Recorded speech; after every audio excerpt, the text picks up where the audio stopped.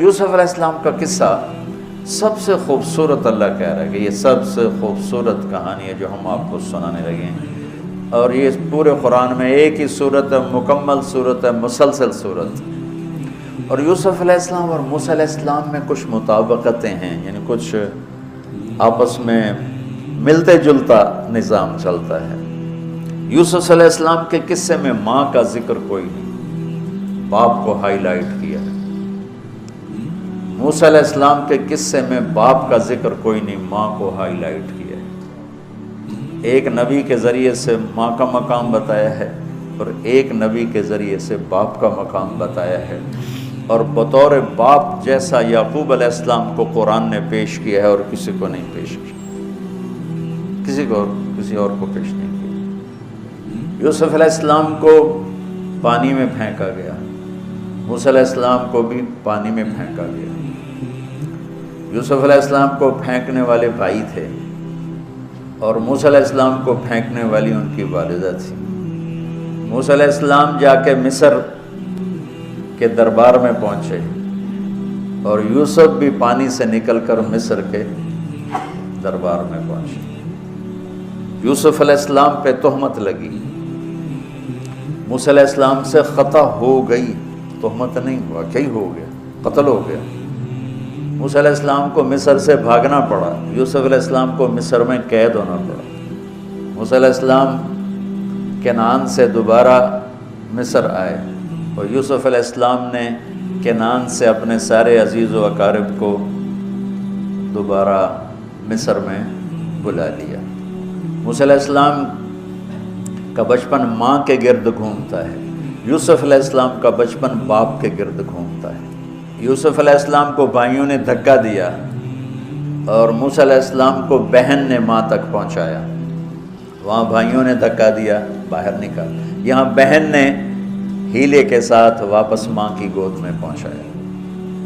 بہت ساری مناسبات ہیں، اچانک جو ذہن میں آئی میں نے سنا دیا، اب غور کرو گے تو اور بہت سی نکل آئیں گی۔ یوسف علیہ السلام کو خواب آتا ہے، وہ خواب اپنے باپ کو بتاتے ہیں، انی رأیت 11 کوكبا والشمس والقمر رأیتهم لی ساجدین۔ بچے کو باپ اپنے ساتھ اس طرح جوڑے مانوس کرے کہ بچہ دل کا حال باپ کو بتائے یا ماں کو بتائے، یہاں سے یہ سبق ملتا ہے۔ آج کل کے بچوں کو خواب آئے گا نا تو دوست کو بتائیں گے، ابے کو نہیں بتائیں گے، کیونکہ ابا موبائل سے فارغ نہیں ہے، کمپیوٹر سے فارغ نہیں ہے، اور اماں کو بھی ڈرامے سے فرصت نہیں ہے، تو وہ دوست کو بتائے گا۔ آج کے ماں باپ نے اولاد سے دوستی ختم کر دی، ایک گھر میں رہ کر دوستی نہیں، ہاں جی کھانا کھا لو، کپڑے پہن لو، اسکول چلے جاؤ، ٹیوشن کے لیے چلے جاؤ، ٹیوٹر آ گیا چلے جاؤ، قاری صاحب آ گئے چلے جاؤ، کتنے گریڈ آئے، کتنے اے آئے، کتنے بی اے کے بھائی پتہ نہیں اے بھی کتوں آ گیا نام مراد۔ یوسف علیہ السلام اپنے دوست اپنے بھائی کو نہیں سناتے، اپنے ابا کو سناتے۔ یہ ایک سبق ہے والدین کے لیے کہ اولاد کو اتنا اعتماد دو کہ اپنے دل کی باتوں میں بتا سکیں، اپنا ہمدم ہم راز تمہیں بنائیں، دوستوں کو نہ بنائیں۔ دوستوں سے غلط مشورے آئیں گے، ماں باپ سے صحیح مشورے آئیں گے، لیکن جب ایک قانونی سی زندگی بن جاتی ہے، اور خاص طور پر آج کا جو نظام تعلیم ہے، اس نے ایک بے رحم فضا پیدا کر دی۔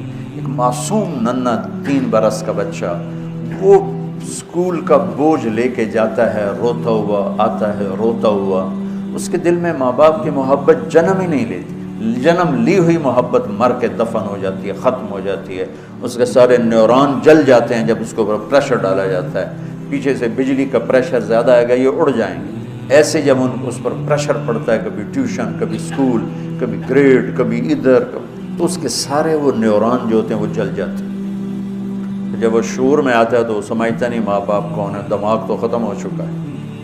تو یوسف علیہ السلام اپنے والد کو بتا رہے ہیں کہ میں نے یہ خواب دیکھا۔ والد خواب کی تعبیر جاننے والے ہیں، وہ فرماتے ہیں بھائی کو نہ بتانا، بھائیوں کو نہ بتانا، کہ کہیں کوئی چکر نہ چلا دیں تیرے خلاف۔ اس سے پتہ چلتا ہے کہ ایک حدیث استعینوا علی امورکم بالکتمان فإن صاحب النعمت محسود، اگر اللہ تعالیٰ کوئی تمہیں دے تو چھپانے کی کوشش کرو، کہ نعمتوں کو دیکھ کر کچھ لوگ محبت کرتے ہیں، کچھ لوگ حسد کرتے ہیں، اور حسد کی نظر آدمی کو کھا جاتی ہے، اور حسد کا ایسی بیماری کہ اس کا علاج ہی کوئی نہیں۔ اللہ نے کہا دشمن کا علاج ہے کیا؟ ادفع باللتی ہی احسن، دشمن کے ساتھ اچھا سلوک کر، وہ تیرا دوست ہو جائے گا۔ اور حاسد کا اللہ نے کہا علاج کوئی نہیں، تو کیا کر کبا مجھ سے پناہ مانگ، ومن شر حاسد اذا حسد، کہ حسد کا اللہ نے علاج نہیں بتایا، سن رہے ہو؟ اللہ نے حسد کا علاج نہیں بتایا، پناہ مانگو، ومن شر حاسد اذا حسد، یا اللہ بس تو ہی جان بچو۔ تو خیر میرا خیال ہے پورا قصہ سنانے کی بجائے میں اس کا آپ کو اس کی متھ، اس کا جو اصل ہدف ہے جو اللہ بتانا چاہتا ہے وہ بتا دوں۔ واقعہ تو سب کو معلوم ہے، وہاں سے باپ کو دھوکہ دے کے لائے، کنویں میں ڈال دیا، اور اتنی بے دردی سے مارا پیٹا، اور جب پھینکنے لگے تو ان کا ہاتھ منڈیر پہ پڑ گیا، تو ایک بھائی نے یہاں تلوار ماری، قبضہ یوں، وہ اتنی زور سے لگی ہاتھ چھوٹ گئے، تو اللہ نے جبریل سے فرمایا گرنے سے پہلے گود میں لے لو، تو پانی میں گرنے سے پہلے جبریل کے پروں پر تھے، اور اللہ تعالیٰ نے وہاں 3 دن وہاں رہے۔ تو وجاءت سیارۃ فارسلوا واردهم فادلى دلوه قال یا بشرى هذا غلام واسروا بضاعة واللہ علیم بما يعملون۔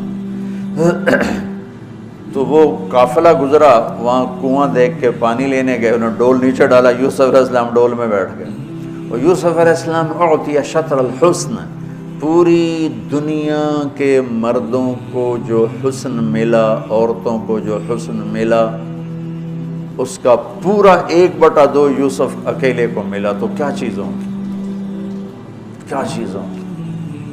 7 ارب انسان تو آج ہیں، اور آگے کتنے آئیں گے ہمارے بعد، اور ہم سے پہلے کتنے گزر گئے۔ ان سب کے حسن کے 2 حصے کیے جائیں تو 1 حصہ پوری دنیا کو تقسیم کیا اور آدھا پورا یوسف کو دیا، کیا چیز ہوں گے؟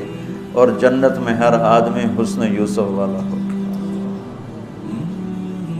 کیا کمال نہیں۔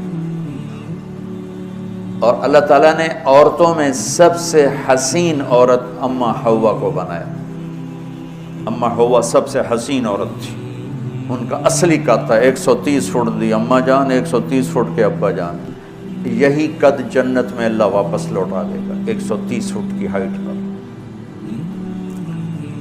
تو جو وہ ڈول سے نکل یا بشرا، یوں ہی کیا ہوگا اس نے، یا بشرا ہذا غلام، وہ یہ کیا چیز نکل، ہذا غلام، میں حیرت ہے کہ یہ کیا ہے، یہ کیا چہرہ ہے، کیا نور ہے، کیا حسن ہے، کیا جمال ہے۔ اور ابھی امتحان چل رہا ہے، عین اس وقت بھائی پہنچ گئے ان کو چیک کرنے کے لیے کہ کیا حال ہے۔ ارے یہ تو ہمارا بھاگا ہوا غلام ہے، تمہیں کہاں سے مل گیا؟ کہا ہمیں تو کنویں سے ملا ہے۔ کہا اچھا ٹھیک ہے، ہم بیچتے ہیں، لے جاؤ۔ وَشَرَوْهُ بِثَمَنٍ بَخْسٍ دَرَاهِمَ مَعْدُودَةٍ وَكَانُوا فِيهِ مِنَ الزَّاهِدِينَ۔ تو مصر کے گورنر نے خریدا تو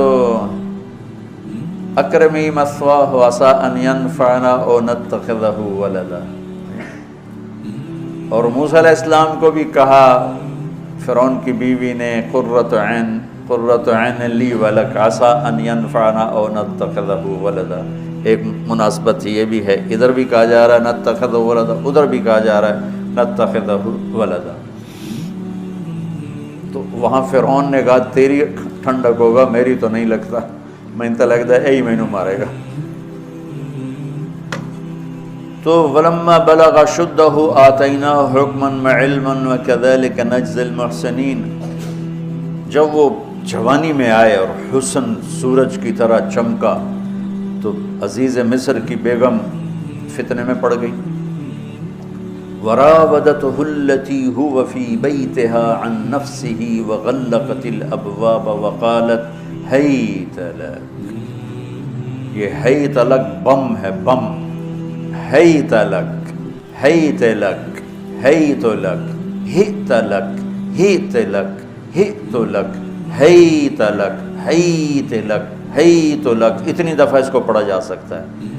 یہ اس واقعہ کی خوفناک شکل کو بتانے کے لیے یہ لفظ یہ بم مار رہا ہے، حیت لک حیت لک ہت لک ہت لک ہت لک ہت لک، پھر اس کو امالہ کر کے حیت لک حیت لک حیت لک، اتنی دفعہ اس کو پڑھا جا سکتا ہے اس انداز میں، یہ بتانے کے لیے کہ یوسف علیہ السلام پر کتنی بڑی گھاٹی آ گئی تھی، اور ایک جملے سے سارا باطل چاک ہو گیا، معاذ اللہ انہ ربی احسن مثوایا انہ لا یفلح الکافرون۔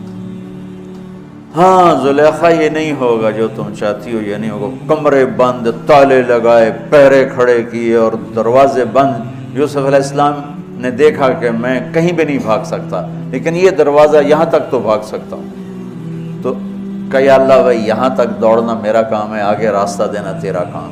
جو دروازے کے قریب ہے تو ٹھک تالا ٹوٹا دروازہ کھل گیا، ٹھک تالا ٹوٹا دروازہ کھل گیا، ٹھک تالا ٹوٹا دروازہ کھل گیا، بھاگتے بھاگتے آگے پیچھے یہاں تک کہ بڑے دروازے پر آ کر اس کا پیچھے ہاتھ پڑا، کرتا پھٹ گیا، اوپر سے اس کا خامد آ گیا۔ واستبق الباب وقدت قمیصه من دبر والف یا سیدها لدى الباب، اس نے اسی وقت پینترا بدلا، ما جزاء من اراد باهلك سوءا، اور اس کی چالاکی دیکھو، وہ تو نہیں اس کو قتل کروانا چاہتی، لیکن جرم یہ بتائے گی جس پر قتل ہوتا ہے تو خود ہی سزا تجویز کر دے، الا ان یسجن او عذاب علیم، کہ بھائی کوڑے شوڑے مارے جائیں یا قید کیا جائے، قتل نہ کیا جائے، خود ہی سزا تجویز کی کہ کیا جزا ہے اس کی جو تیرے گھر والوں کے ساتھ برائی کا ارادہ کرے، سوائے اس کے کہ اسے قید کیا جائے یا اس کو کوڑے مارے جائیں، قتل نہیں کہا، کہ وہ تو اپنی خواہش ابھی پوری کرنا چاہتی، اس کا نشہ بھی نہیں اترا، کہا ہی راودتنی عن نفسی، بھائی میں نے کچھ نہیں کیا، اس نے مجھے بہکایا ہے۔ تو وہاں ایک بچے نے گواہی دی، شاہد شاہد من اہلہا، کرتا دیکھ لو، ان کان قمیصہ قد من قبل فصدقت وهو من الكاذبین وان کان قمیصہ قد من دبر فکذبت وهو من الصادقین فلما رأى قمیصہ قد من دبر قال انه من کیدکن ان کیدکن عظیم یوسف اعرض عن هذا واستغفری لذنبک انک کنت من الخاطئین۔ کیا خوبصورت قرآن نقشہ کھولتا، وہ بھی مصر کا حسن، ایسے ٹھاٹھے مارتی ہوئی جوانی، اور ادھر نبی ابن نبی ابن نبی ابن نبی، ادھر بھی کمال ہے۔ یہ واحد ہستی ہیں یوسف علیہ السلام، جن کا باپ نبی، جن کا دادا نبی، جن کا پردادا نبی، جو خود نبی۔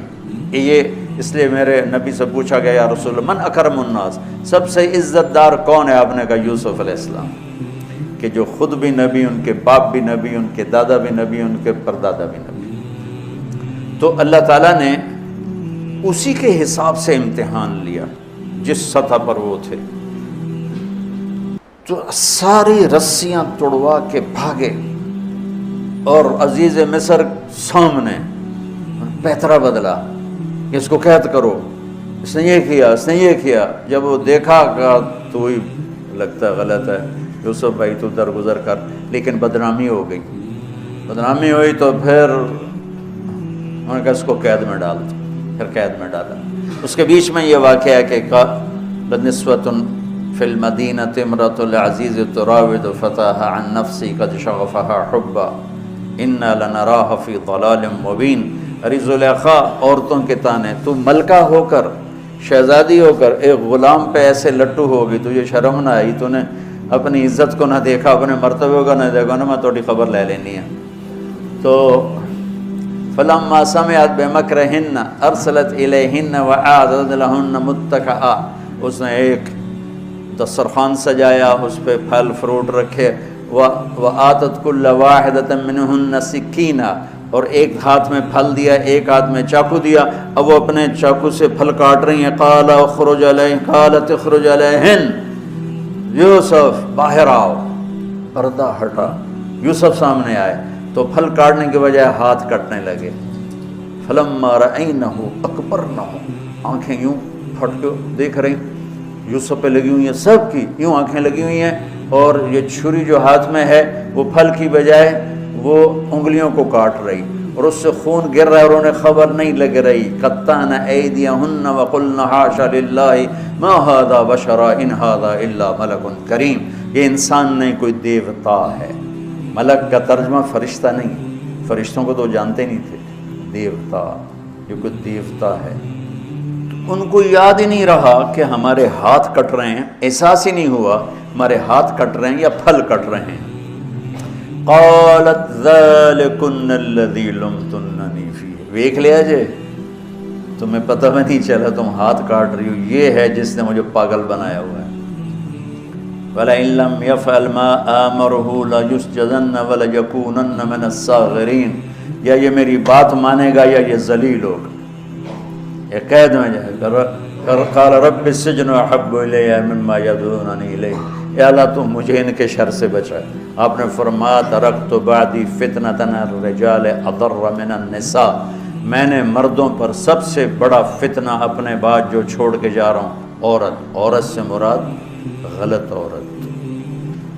رابعہ بصری بھی عورت ہے، شعبانہ بھی عورت ہیں، شیخ عبد القادر جیلانی کی ماں بھی عورت ہیں، جنید بغدادی کی ماں بھی عورت۔ النساء میں اشارہ ہے غلط عورت، غلط عورت، بد کردار عورت، بد چلن عورت، یہ سب سے بڑا فتنہ ہے۔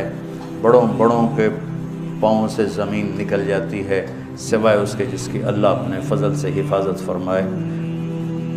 یوسف علیہ السلام جیل میں چلے گئے، اللہ تعالیٰ نے ایک خواب کے ذریعے سے باہر نکالا، میں مختصر کر رہا ہوں، ایک خواب کے ذریعے سے باہر نکالا، اور عزیز مصر نے آپ کو گورنر بنایا، وزیر خزانہ بنایا۔ وجاء اخوۃ یوسف فدخلوا علیہ وہم لہ منکرون فعرفہم وہم لہ منکرون۔ یوسف علیہ السلام میں نے یہ اس طرح رہتے تھے، اس طرح اپنے چہرے پہ نقاب رکھتے تھے کہ کوئی ان کی وجہ سے فتنے میں نہ پڑ جائے، اس طرح نقاب رکھتے تھے۔ تو وہ تو نقاب میں تھے، تو بھائی آئے تو نہ انہوں نے پہچانا، نہ ان کو خیال تھا کہ یہ یوسف بیٹھا ہوا ہے، انہوں نے تو غلام علوم بنا کے کہیں گل سڑ گیا ہوگا۔ انہوں نے کہا بھائی کو لے کر آنا ورنہ تمہیں غلہ نہیں دوں گا۔ بھائی آئے، آخری جگہ پہنچتے ہیں۔ دوبارہ جب وہ غلہ لینے آئے، بنیامین کو انہوں نے روک لیا تھا، دوبارہ جب وہ غلہ لینے آئے تو یعقوب علیہ السلام کو بھائیوں نے بتایا کہ یوسف کو عزیز مصر نے روک لیا ہے بنیامین کو۔ تو یعقوب علیہ السلام کو 40 سال ہو گئے تھے روتے ہوئے۔ یعقوب علیہ السلام بطور باپ کیسے ہائی لائٹ ہوئے؟ وَجَاءُوا عَلَىٰ قَمِيصِهِ بِدَمٍ كَذِبٍ قَالَ بَلْ سَوَّلَتْ لَكُمْ أَنفُسُكُمْ أَمْرًا فَصَبْرٌ جَمِيلٌ وَاللَّهُ الْمُسْتَعَانُ عَلَىٰ مَا تَصِفُونَ۔ کرتا لے کر آئے، خون لگا ہوا لیکن پھٹا ہوا نہیں۔ تو یعقوب علیہ السلام نے فرمایا بھیڑیا بڑا سیانا ہے، چولا لا کے میرے پوتر نو کھا دس، کرتا اتار کے میرے بیٹے کو کھایا، کہ کرتا کہیں سے پھٹا نہیں اور یوسف کھایا گیا، یہ سب تمہارا مکر و فریب ہے۔ لیکن فصبر جمیل کا کیا مطلب ہے کہ بچوں تم نے بڑا ظلم کیا ہے لیکن میری زبان سے کبھی تانا نہیں سنو گے، میرا صبر رہے گا، موت تک رہے گا، تمہیں کبھی برا بھلا نہیں کہوں گا۔ اور اتنی نافرمان اولاد کو گلے سے لگا کے رکھا، سینے سے لگا کے رکھا۔ اس محبت نے ان کو بھی توبہ پہ آ کے کھڑا کیا۔ اگر وہ آج کل کے والدین گھر سے نکل جاؤ، آگ کر دو، اولاد اور ماں باپ میں رسہ کشی ہے اور لڑائی ہے اور جھگڑا ہے اور نفرت ہے، نہ وہ ضد چھوڑتا ہے نہ وہ ضد چھوڑتا ہے۔ ماں باپ کو ضد چھوڑنی چاہیے، بچے نادان ہوتے ہیں، عقل کے کچے ہوتے ہیں، تجربہ ہوتا نہیں ہے، ان کے اوپر اگر ہم مسلط ہو کر اپنی ضدوں پر ان کو جھکائیں گے تو وہ ٹوٹ جائیں گے، وہ بکھر جائیں گے، وہ ہم سے متنفر ہو جائیں گے۔ میں قربان جاؤں، والدین کو یعقوب علیہ السلام کی مثال سامنے رکھنی چاہیے کہ نافرمان اولاد کو گلے سے لگا کے رکھا اور کہیں بھی تانا نہیں دیا کہ تم نے میرے بیٹے کو مجھ سے جدا کر دیا۔ فصبر جمیل، صبر کے ساتھ۔ یہ آج کے ماحول میں یعقوب والی صفت اگر باپ میں ہوگی تو کوئی اولاد ضائع نہیں ہوگی، لیکن باپ ہی جب مقابلہ کر لیتا ہے، ضد پہ آ جاتا ہے، تو اپنے ہاتھوں سے اپنی اولاد کو دفن کر دیتا ہے تابوت میں۔ نافرمانی کے تابوت کی کیل والدین لگاتے ہیں کہ وہ ضد کر لیتے ہیں، بچوں سے ضد کر لیتے ہیں، ارے اپنی ضدیں توڑ دو، وہ تمہارے اوپر قربان ہو جائیں گے، فدا ہو جائیں گے۔ اگر ان پر اپنی ضدیں مسلط کرو گے پھر لڑائیاں ہوں گی، جھگڑے ہوں گے، نفرت ہوگی۔ تو یعقوب علیہ السلام بطور باپ انتہائی ہائی لائٹ ہوئے، انتہائی، کہ کس طرح اتنا بڑا جرم کرنے والی اولاد کو بھی گھر میں بٹھا کے اکٹھے کھانا کھا رہے ہیں، اکٹھے اٹھ، 40 سال سے یہ سلسلہ چل رہا ہے، اور روتے روتے آنکھیں چلی گئی ہیں، اور انما اشکو بثی وحزنی الی اللہ، کہ میں تمہیں تو کچھ نہیں کہہ رہا ہوں، تلا تفتح تذکر یوسف حتی تکون حردا او تکون من الہالکین، ابا جان آپ تو تباہ ہو جائیں گے، برباد ہو جائیں گے، یوسف کے غم میں آپ مر جائیں گے۔ کہا میں تم سے تو کبھی کچھ نہیں کہا، تمہیں کبھی کوئی تانا دیا؟ انما اشکو بثی وحزنی الی اللہ، اللہ کے سامنے روتا ہوں، تمہیں تو کبھی کچھ نہیں کہا۔ یہ بطور باپ، تم بھی بہت سے شادی شدہ ہو، تمہارے بچے چھوٹے چھوٹے ہو چکے ہیں، تم جو مولوی ہوتے ہو بہت جلدی بچے کو جنید بغدادی بنانا چاہتے ہو، پیدا ہوتے ہی سر پہ ٹوپی، دودھ پیتا بچہ سر پہ ٹوپی۔ یعقوب علیہ السلام کو پڑھو تاکہ تمہیں پتہ چلے کہ بچوں کو دین پہ کیسے لانا ہے۔ عام طور پر سورہ یوسف میں یوسف علیہ السلام کو ہائی لائٹ کیا جاتا ہے، میں یعقوب علیہ السلام کو ہائی لائٹ کرتا ہوں کہ میں ان کو بطور باپ جو دیکھتا ہوں وہ کوئی یوسف علیہ السلام سے کم درجے کی اہمیت نہیں ہے یعقوب علیہ السلام کی سورہ یوسف میں، لیکن سارے مفسرین بھی اور واعظین بھی اور خطیب یوسف یوسف یوسف یوسف، یعقوب علیہ السلام کو کوئی ہائی لائٹ نہیں کرتا کہ یعقوب بطور باپ کس طرح قد آور ہیں۔ اللہ کی قسم آسمان سے ان کا سر لگ رہا ہے، اتنی قد آور شخصیت ہیں یوسف علیہ السلام کے ساتھ ساتھ بطور باپ۔ ان کے گرد تو کہانی گھوم رہی ہے، انہوں نے ہائی لائٹ تو ہونا ہی ہونا ہے چونکہ ان کے گرد کہانی گھوم رہی، لیکن اسی کہانی میں یعقوب علیہ السلام کا قد بھی آسمان سے جا کے لگ رہا ہے کہ اولاد کو لے کے چلنا کیسے، اولاد بگڑ جائے، اکھڑ جائے، کیا کرنا ہے؟ لڑائیاں کرنی ہے، گھر سے نکالنا ہے، مقابلے کرنے ہیں؟ نہیں، دب جانا ہے، شکست مان لینی ہے، ہار مان لینی ہے، اور محبت کو بڑھانا ہے۔ محبت ایک ایسا جادو ہے جو سر چڑھ کے بولتا ہے اور ایک نہ ایک دن واپس لے کر آتا ہے، لیکن مقابلے، بیوی سے مقابلہ، بچوں سے مقابلہ، بھائیوں سے مقابلہ، مقابلے نے تو ہمیں ہماری زندگی تلخ اور تباہ اور سیاہ کر کے رکھ دی۔ یعقوب علیہ السلام نے خط لکھا، وزیر خزانہ، ان کے پتہ آگے یوسف ہے کہ ہم انبیاء کی اولاد ہیں، ہم چور نہیں ہیں اور بڑے امتحان سے گزر رہے ہیں۔ میرے دادا کو آگ میں ڈالا گیا، میرے باپ کو چھری کے نیچے سے نکالا گیا۔ حضرت اسماعیل کو باپ کا لقب دیا کہ عربی میں چاچے کو بھی باپ کہہ سکتے ہیں، تو میرے باپ کو چھری کے نیچے سے نکالا گیا، میرے بیٹے کو مجھ سے چھینا گیا، 40 برس گزر گیا، اس کی یاد میں اندھا ہو گیا، اب تو نے میرا سہارا روک لیا ہے، برائے مہربانی آزاد کر دے۔ اچھا، یعقوب علیہ السلام بھی نبی ہیں، یوسف بھی نبی ہیں۔ یوسف 1 ہفتے کی مسافت پر مصر میں ہیں، لیکن اللہ کی طرف سے اجازت نہیں ملی ہوگی اپنے آپ بتانے کی، ورنہ تو وزیر خزانہ بنتے ہی کسی کو بھیج دیتے، جاؤ بھائی میرے ابا کو بتاؤ۔ ادھر بھی خاموشی ہے، ادھر بھی خاموشی ہے۔ جب یہ خط پڑھا یوسف علیہ السلام نے تو رو پڑے اور اللہ سے دعا کی، یا اللہ مجھے اپنے آپ کو ظاہر کرنے دیا۔ تو اللہ نے کہا ٹھیک ہے، ظاہر کر دو اپنے آپ۔ تو اب بھائیوں کو بلایا۔ اچھا، بیچ میں ایک وہ خواب کی بات میں ایک بات ابھی یاد آئی، وہ کہہ دوں۔ یوسف علیہ السلام بے گناہ قید میں گئے، ٹھیک، بادشاہ نے خواب دیکھا ہے تو یوسف ایھا الصدیق افتنا فی 7 بقرات سمان یاکلہن 7 عجاف و7 سنبلات خضر واخر یابسات لعلی ارجع الی الناس لعلہم یعلمون۔ تو بھائی یوسف، ہمارے بادشاہ نے یہ خواب دیکھا ہے، آپ تعبیر دے دو۔ تو انسانی فطرت کا تقاضا ہے، یوسف کہتے مجھے بے گناہ جیل میں ڈالا، میں تمہیں تعبیریں دوں، جاؤ دفع ہو جاؤ، نہیں دیتا۔ یہ رد عمل، عقلی رد عمل یہ ہے کہ میں نہیں دیتا تمہیں تعبیر، میرا کیا قصور ہے، مجھے کیوں جیل میں ڈالا ہوا ہے، جاؤ بھاگ جاؤ، میں نہیں دیتا تعبیر۔ اور ایمانی رد عمل کیا تھا کہ انہوں نے صرف تعبیر مانگی، انہوں نے فسر و دبر و بشر، انہوں نے ایک شے مانگی تعبیر، تو فسر کہہ دو، عبر کہہ دو، انہوں نے تعبیر بھی دی، قحط سے نکلنے کا طریقہ بھی بتایا، اور قحط کے بعد خوشحالی آنے کی خوشخبری بھی سنائی۔ یہ نبی کے اخلاق۔ تو نے میرے ساتھ یہ کیا، اور میرے پاس کس لیے آیا، تجھے یاد نہیں تو نے میرے ساتھ کیا کیا تھا؟ یہ ہے آج کے اخلاق بھی یہی ہیں، اور انسان چلتا بھی اسی پر ہے۔ اور تو میرے نال کیتا کہ آج میں تیرے نال کیوں چنگا کروں، چل دوڑ جا۔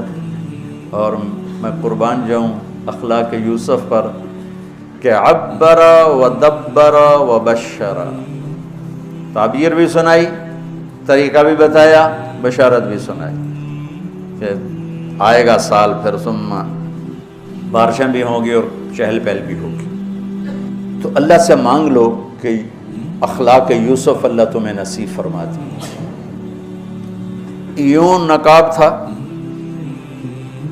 اور بھائی آ گئے دوبارہ، اب اجازت ہو چکی ہے کہ بتا دو، تو ایسے نقاب ہٹایا، هل علمتم ما فعلتم بيوسف وأخيه إذ أنتم جاهلون۔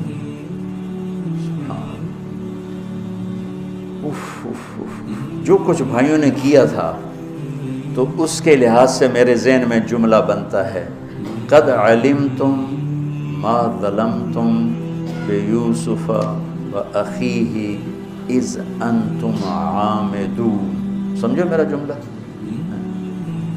تمہیں خوب یاد ہوگا جو تم نے یوسف اور اس کے بھائی پہ ظلم کیا، سوچی سمجھی اسکیم اور سازش کے تحت، یہ جملہ بنتا ہے۔ اور اخلاق یوسف دیکھو، حل علمتم، میں نے تھوڑی دیر پہلے بتایا، حل کہاں بولا جاتا ہے؟ جہاں مجھے یہ پتا ہو کہ مولوی شاہ صاحب میری بات نہیں جانتے اس لیے میں حل کر، کیا آپ کو پتہ چلا؟ یہ ہے حل۔ کیا آپ کو معلوم ہے؟ یہ حل ہے۔ تو حل کا لفظ لا کے بھائیوں کو کیا بتا رہے ہیں کہ تم بے خبر تھے، بے خبر تھے۔ حل علمتم، بے خبری میں ما فعلتم، فعل عربی زبان کا کمزور ترین لفظ ہے، تھوڑا بہت یوسف، فعلتم بیوسف، تھوڑا بہت یوسف کے ساتھ کوئی اونچ نیچ ہو گئی تھی، اور اس کے بھائی کے ساتھ اذ انتم جاہلون، وہ بھی تم نے جان بوجھ کے نہیں کیا تھا، نادانی میں ہو گیا تھا۔ یا اللہ، اتنا بڑا ظرف، اتنا بڑا ظرف، دیکھو ہاتھ جوڑتا ہوں، یہ اخلاق اللہ سے مانگو۔ مقرروں سے پاکستان بھرا پڑا ہے، مفسرین سے، واعظین سے، ناصحین سے، مصنفین سے پاکستان بھرا پڑا ہے، مدرسین سے، شارحین سے پاکستان بھرا پڑا ہے، اور اس اخلاق والے کو ڈھونڈنے نکلو گے، بوڑھے ہو کے گھر آؤ گے، ملے گا کوئی نہیں۔ آئے اشاق گئے وعدہ فردہ لے کر، اب انہیں ڈھونڈ چراغ رخ زیبا لے کر، کہ ملے گا ہی کوئی نہیں۔ اللہ اکبر، حل علمتم، کچھ بے خبری میں ہوا، ما فعلتم، بہت تھوڑا سا ہوا، بیوسف و اخیہ، باقی ما ظلمتم، یوسف آنا چاہیے تھا سیدھا ڈائریکٹ مفعول بہی بنا کے، فعلتم کے ساتھ مفعول بہی کو با کے ساتھ جدا کر دیا، پھر اور ہلکا کر دیا، وَأَخِيهِ إِذْ أَنْتُمْ جَاهِلُونَ، اس وقت تمہیں خبر نہیں تھی۔ بھائیوں کا جو رد عمل ہوا، أَإِنَّكَ لَأَنْتَ يُوسُف، أَإِنَّكَ شک، لَأَنْتَ یقین، أَإِنَّكَ خوف، لَأَنْتَ امید، أَإِنَّكَ گھبراہٹ، لَأَنْتَ اطمینان، انکا پریشانی، لانت کچھ سکون. یہ مختلف کیفیات اس دو جملوں دو لفظوں میں ہیں جس کو میں اپنے چہرے کے ایکسپریشن سے نا ترجمہ کیا کرتا ہوں. انکا لانت یوسف، میرے چہرے کی تبدیلی دیکھی. انکا لانت یوسف، سبحان اللہ سبحان اللہ.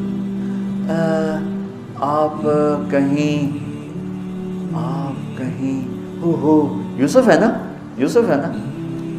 شک، یقین، خوف، اطمینان، پریشانی، سکون. کیا قرآن نے لفظ بولا ہے اور کتنے خوبصورت انداز میں دو کیفیتوں کو کیا خوبصورت کر کے پیش کیا ہے. اِنَّكَ لَأَنْتَ يُوسُف أَنَا يُوسُف فَهَذَا أَخِي قَدْ مَنَّ اللَّهُ عَلَيْنَا. سورہ یوسف نہیں، پورے قرآن کا خلاصہ سنو. إِنَّهُ مَن يَتَّقِ وَيَصْبِرْ فَإِنَّ اللَّهَ لَا يُضِيعُ أَجْرَ الْمُحْسِنِينَ. میرے بھائیو، جو صبر اور تقوی سے کام لیتا ہے اللہ اسے کبھی ضائع نہیں کرتا ہے. سارے قرآن کی تعلیمات ایک جملہ من یتق ویصبر، من یتق ویصبر. جو تقوی اور صبر کا دامن تھام لیتا ہے وہ کبھی ضائع نہیں ہوتا ہے. تقوی میں اشارہ تھا زلیخا کے قصے کی طرف کہ تقوی پہ اس سے بڑا وار کوئی نہیں ہو سکتا تھا، تو اس کو سہ کر سلامت رہے کوہ کاف کی طرح اور ہمالیہ پہاڑ کی طرح.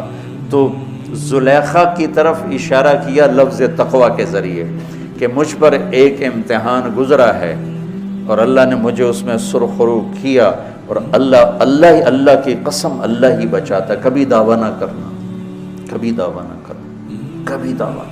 میں دعوے سے اتنا ڈرتا ہوں جتنا آگ سے ڈرتا ہوں.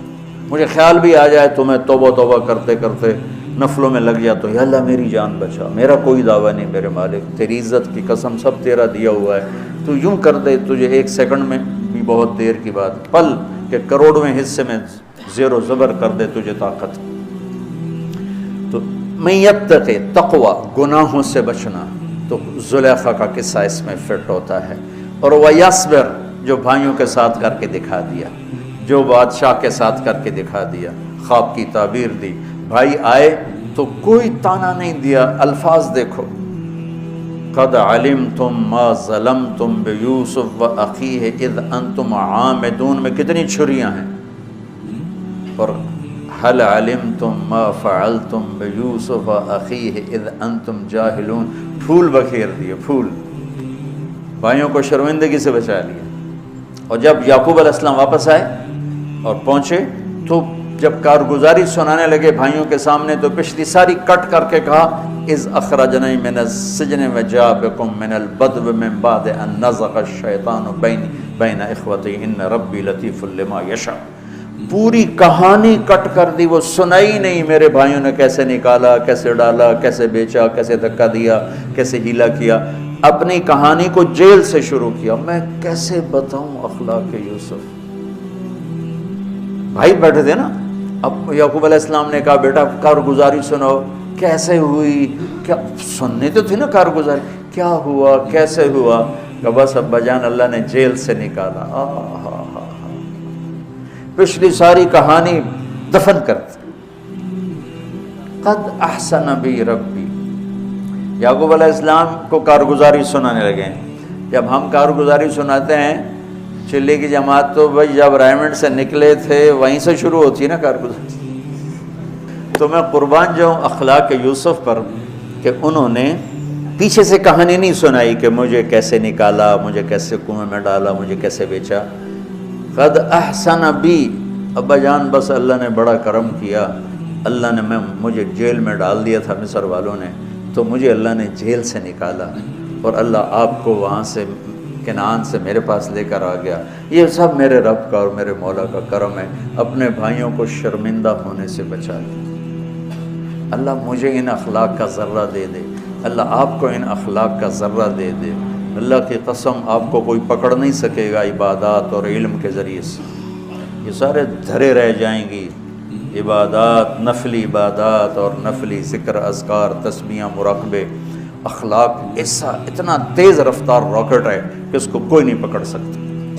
میرے پاس سعید انور اور یوسف، محمد یوسف نیا نیا مسلمان ہوا تھا، میرے پاس آئے دونوں، کہنے لگے طاقت تو لگ گئی کرکٹ میں، تو کوئی شارٹ کٹ بتاؤ جنت کی۔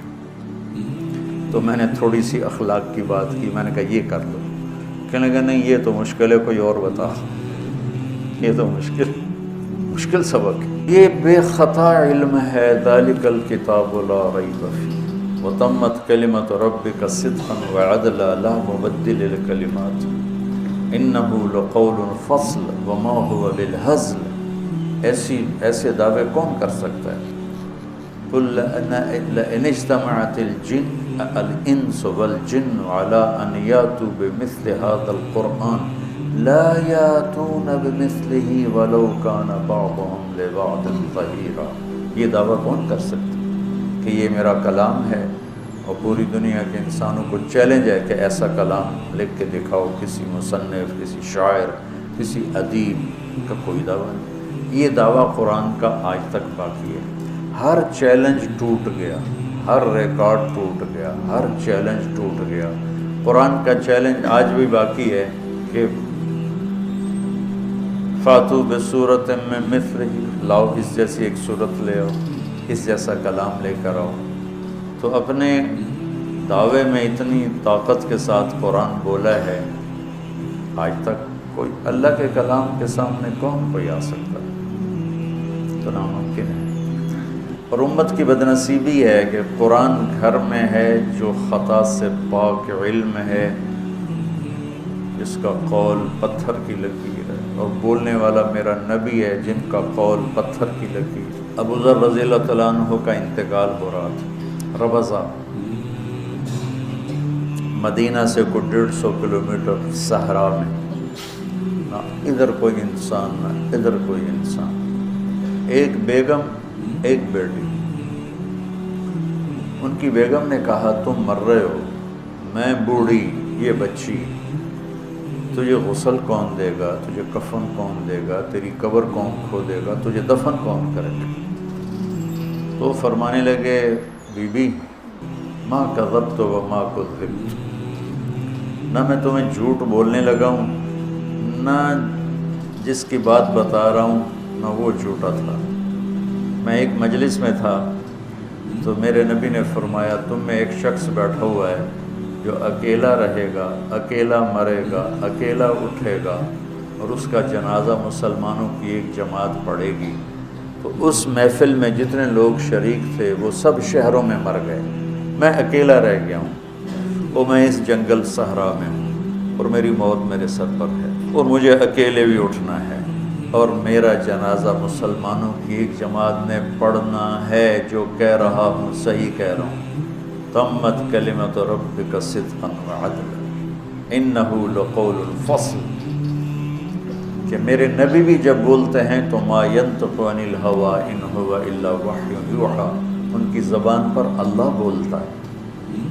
وہ کہنے لگی انا یکون وقد انقطع الحج، یہ کیسے ہوگا، حج کا تو زمانہ نہیں۔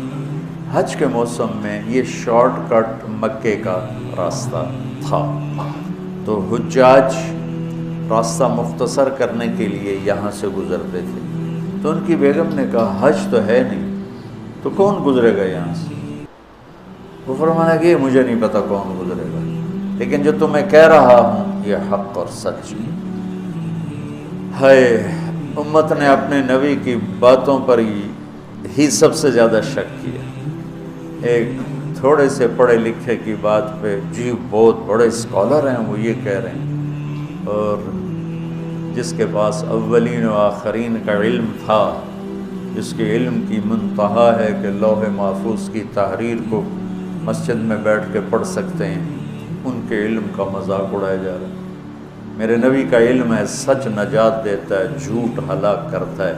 میرے پاکستان کا تاجر بھی کہتا ہے، زمیندار بھی کہتا ہے، سیاستدان بھی کہتا ہے، وکیل بھی کہتا ہے، مرد بھی کہتا ہے، عورت بھی کہتی ہے، جھوٹ کے بغیر کوئی کام نہیں۔ اتنے بڑی ہستی کے علم کو چیلنج کر دی۔ ایک ڈاکٹر کے کہنے پر میٹھا چھوڑ دیتا ہے، شوگر دیکھی نہیں، آپ نے میٹھا نہیں کھانا، نہیں کھاتے۔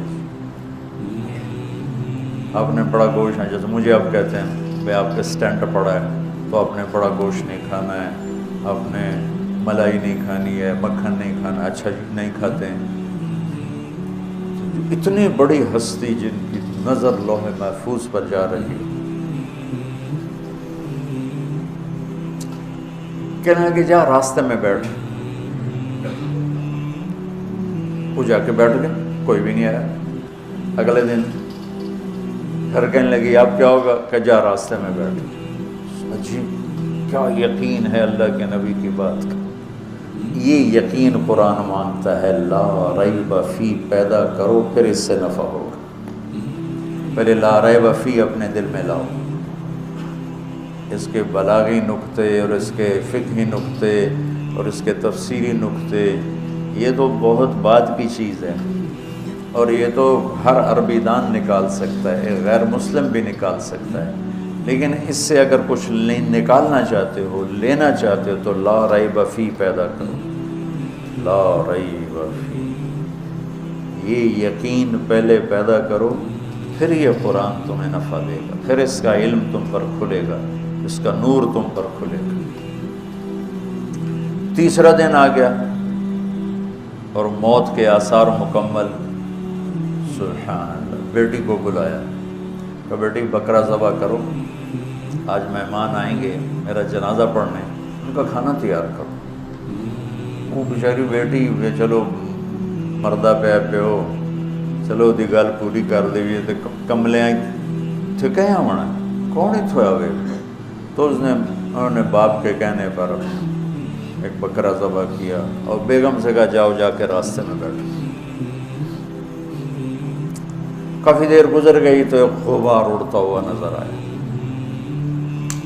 تو جب وہ غبار دیکھا تو یہ کھڑی ہو گئے، انہیں ایسے ایسے ایسے ایسے اپنی چادر سے اشارہ کیا، تو وہ لوگوں نے دیکھا کہ ایک عورت دور سے چادر ہلا رہی، ہاتھ ہلا رہی، تو انہوں نے سواریوں کو موڑ دیا۔ یہ 20 اونٹ سوار تھے۔ کہتی ہے هل لکم من رغبت علی جنازت صحابی من اصحاب رسول اللہ، کوئی تمہیں رغبت ہے ایک صحابی کا جنازہ پڑھ دو؟ کہنے لگے من ہوا، کون ہے؟ کہ ابو ذر الغفاری۔ سب رونے لگے کہ نفدیہ بآبائنا و امہاتنا، ہمارے ماں باپ ابو ذر پہ قربان کدھر ہیں؟ کہ وہ سامنے چونپڑا، چلو میرے ساتھ۔ یہ کون لوگ تھے؟ اس میں کون تھے؟ اس قافلے کے امیر تھے عبداللہ بن مسعود رضی اللہ تعالی عنہ اور ان کے ساتھی، اور یہ عمرے پہ تشریف لے جا رہے تھے، عمرے پہ نہیں جا رہے تھے، یہ ابو ذر کے جنازے کے لیے، میرے نبی کی بات کو سچا ہونے کے لیے اللہ ان کو لا رہے تھے۔ عمرہ تو پھر ایک بہانہ بنا۔ تو جب وہ پہنچے تو ابو ذر رضی اللہ تعالیٰ عنہ مسکرائے، کہا آ گئے نا بیوی کو، ٹھیک ہے نا، تسلی ہو گئی۔ تو پھر فرمانے لگے دیکھو مجھے میرا جنازہ وہ پڑھے جس نے حکومت کی نوکری نہ کی۔ حکومت کیا تھی؟ خلافت راشدہ، اور حضرت عثمان رضی اللہ تعالیٰ عنہ کا دور تھا کہ میرا جنازہ وہ پڑھے جس نے حکومت کی نوکری نہ کی۔ عبداللہ بن مسعود ان میں سب سے بڑی ہستی تھے مرتبے کے لحاظ سے، لیکن وہ تو رہے تھے حکومت کے عہدوں پر رہے، حضرت عثمان کے زمانے میں، حضرت عمر کے زمانے میں، تو وہ تو کٹ ہو گئے بیچ میں، تو باقی سارے چپ، سب نے کوئی نہ کوئی نوکری کی ہوئی تھی۔ ایک انصاری نوجوان بولے کہ جی میں نے آج تک کوئی حکومت کی نوکری نہیں کی۔ کہا پھر تیرے پاس کفن ہے؟ کفن بھی مجھے تو ہی دے اور جنازہ بھی تو ہی پڑھا۔ تو کہنے لگا ہاں جی یہ احرام کی 2 چادریں میری ماں نے اپنے ہاتھ سے یہ تیار کی، کہ بس انہی میں میرا کفن بنا دینا اور اسی میں مجھے دفن کر دینا، تو نے میرا جنازہ پڑھا۔ اور یہ کہہ کر اللہ کے حاضر ہو کے تو ان کو غسل کفن جنازہ تدفین سے جب فارغ ہو کر چلنے لگے تو بیٹی نے عبداللہ بن مسعود سے کہا کہ یا عم الی الطعام، کھانا تیار ہے۔ تو عبداللہ بن مسعود کہنے لگے اتنی جلدی کیسے تیار کر لی؟ تو انہوں نے عرض کی کہ ابا نے صبح ہی کہہ دیا تھا کہ میرا جنازہ پڑھنے مہمان آئیں گے، ان کے لیے کھانا تیار رکھو۔ تو عبداللہ بن مسعود رونے لگے اور کہنے لگے واہ ابو ذر، تو زندہ بھی سخی تھا اور مر کے بھی سخاوت نہ چھوڑ، مر کے بھی سخاوت نہ چھوڑ۔ تو اس کتاب سے نفع اٹھانے کی پہلی شرط ہے کہ اس پر یقین سیکھا جائے، لا ریب فی سیکھا جائے، لا ریب فی سیکھا جائے۔ جو نہیں سکھایا جاتا، بتایا جاتا ہے، سکھایا نہیں جاتا۔ قرآن سے نفع اٹھانے کے لیے پہلی شرط ہے لا ریب فی، لا ریب فی، پھر اس سے نفع ہوتا ہے، پھر یہ قرآن زندگی بدلتا ہے، پھر یہ قرآن اخلاق بدلتا ہے، پھر یہ قرآن راستے دکھاتا ہے، پھر یہ قرآن جنت کا راستہ بتاتا ہے، جہنم کا راستہ سے پر خبردار کرتا ہے، پھر یہ پوری زندگی پر روشنی ڈالتا ہے۔ لیکن اگر لا ریب فی نہیں ہے تو ٹھیک ہے، درس قرآن بھی ہو رہے ہیں، درس حدیث بھی ہو رہی ہیں، لیکن زندگی ایک جمود کا شکار۔